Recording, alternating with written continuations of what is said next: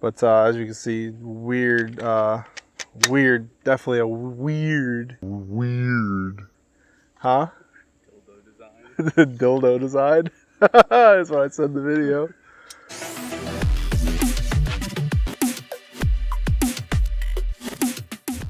What's going on, guys? Welcome back to TriFecta Airsoft. Chris here.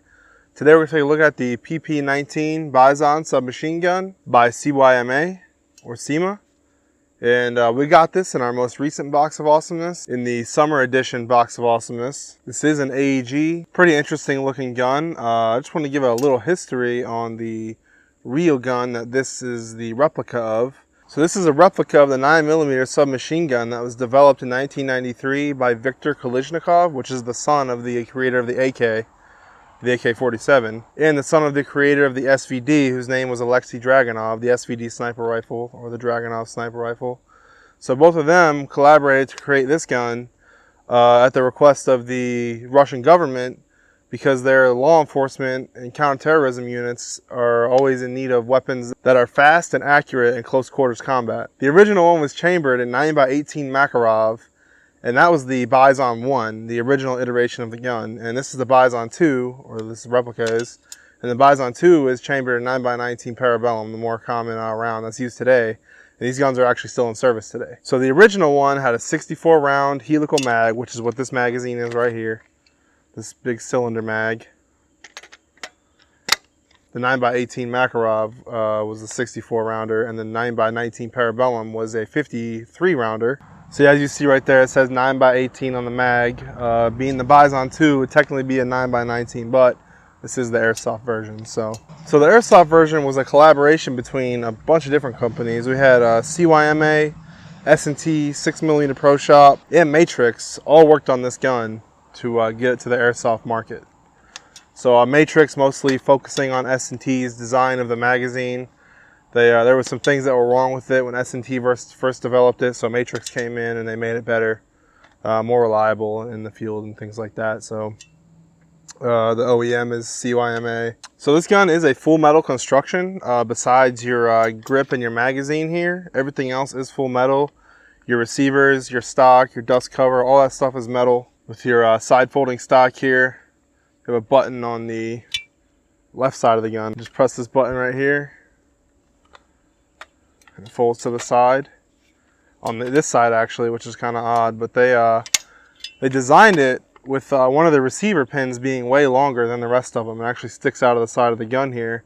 And the reason that is to lock your stock when you fold it. So you fold it to the side and you just pull up on it a little bit and it locks on that pin right there. That's kind of a cool design. And then to open it back up, you just pull up on it again and it unfolds and it locks in place. So the gun is only 19 inches when it's folded and 29 inches with the stock fully extended. So really pretty short gun. It is kind of large for an SMG if you're comparing it to like an MP5 or an MP7 or something like that. But definitely has that AK feel to it. If you take the mag off, it actually looks exactly like an AK or an AK-74. So that's what it's based off of. And the gun is 6.3 pounds unloaded, so it's, you know, right in that mid-range of light and heavy. So it's a pretty good weight. So you do have a 14mm negative thread if you take this orange tip off here. You have your standard AK style trigger and AK style mag release right there. And you have your removable dust cover, because this is where your battery goes, right in there. As you can see, you have a giant fuse in there, so you don't have to worry about frying your gearbox. And also your hop-ups in there as well. That weird AK style sliding hop-up system that you have in there, right there. You have your standard AK style iron sights on there with adjustable range. You also have a metal charging handle here, standard mock charging handle.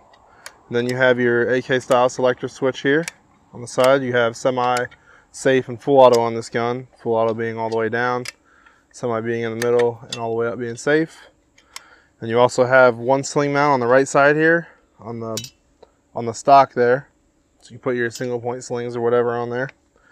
You also have the standard AK style optics rail mount there. So all the old style AK optics mounted on the side of here went up over the top of the dust cover. So they did include that. Then we got this right here, which is the mag. Definitely one of the more interesting mags you'll see on the field. This is a 190 round mid cap, and they also make a 1,000 round high cap, which is a lot for a high cap. But yeah, so this mag actually acts as your hand guard when you put it on there. So and these mags are pretty cheap. They're only 18 bucks, even for the 1,000 round high cap. They're only $18. So they use the PP19 or the Echo 1 mags. The Echo 1 mags, it says they do require modification for fitting, but the PP19 ones do not require modification. They just fit right in. They're all the same price mags, so it shouldn't be too much of an issue to pick up the regular PP19 ones to go on here. All right, guys, this is a mid cap, so I'm going to use my speed loader here, and this is the hole where you load it.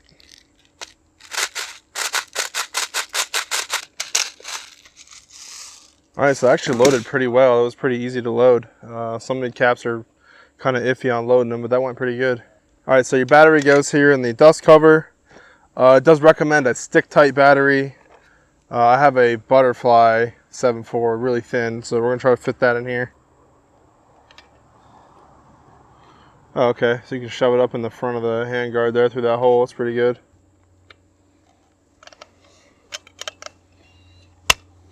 All right, yeah, it fits. This gun is recommended to take a 7.4 or a 9.6. We have both batteries. We're gonna test the rate of fire with both batteries. So this thing's advertised to shoot between 380 and 400 FPS with .2s. So we're gonna get on the chrono and we're gonna see what those rate of fires are and what the FPS really is. All right, guys, we got .2s in here with the 7.4.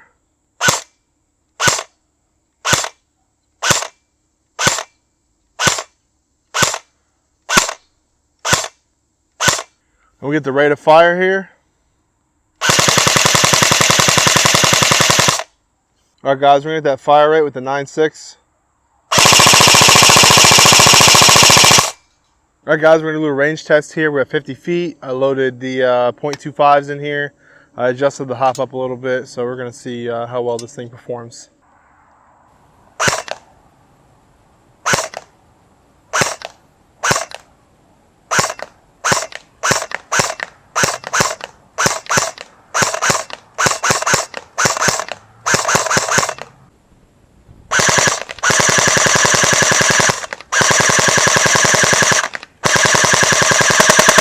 All right, guys, I was kind of surprised at the accuracy of this thing at 50 feet. So we moved back to 100, still with those 2.5s. And we're just gonna really see how accurate this thing is from this far away.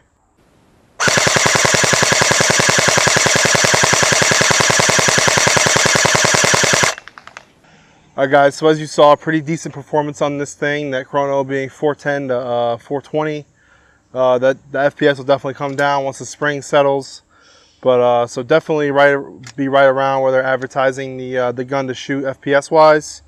Accuracy, I was actually a little bit surprised on how accurate it was. It was a pretty windy day out here, so the wind was affecting those shots a little bit, but decent range on this thing for being, you know, a little SMG looking gun. But you know, one of the more interesting things again about this gun was the mag. If you wanted to carry a bunch of these, it'd be awkward, you know, finding pouches and everything. And also the mag change is a little bit weird. You know, with an AK, you just grab the mag and hit the mag release like that. But with this gun, it's like, how do you hit it like that? I've just been using my pinky to take it off. But, you know, if you can get past that, this gun's only 150 bucks on evike.com. And again, those mags, you know, regardless of which ones you want to get, are only like $18. So, you know, decent gun. If you want an AK, you know, a unique AK looking gun, this is definitely one of the ways to go. So we appreciate you guys watching, and we'll see you next time.